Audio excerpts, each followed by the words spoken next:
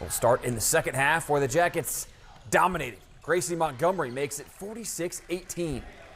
Golden Bears would catch fire from three. Ella Stewart with one of her 4 third-quarter triples. On the out-of-bounds, Anna Cosner to Michaela Bandy for 2. More of Bandy here. Tough finish. Coming up on the block, she finished in double figures. Quinn Bunch going to find Arissa Burt at the high post right on by for the uncontested layup. Now look where Bunch sets her feet on this three. That should be a 4-pointer. Way behind the line, she knocks it down. Oak Glen responds with a 3 of their own. Haley Stewart puts it in. Back to the Jackets. Burt.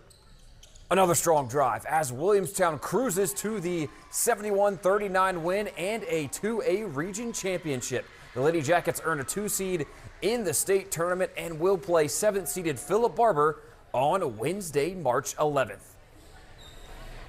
The energy and the pride they take in playing defense. We're a defensive-minded team. I know we scored 70 points tonight, but our defense gets us going. And these girls are so great. They get along. They work hard.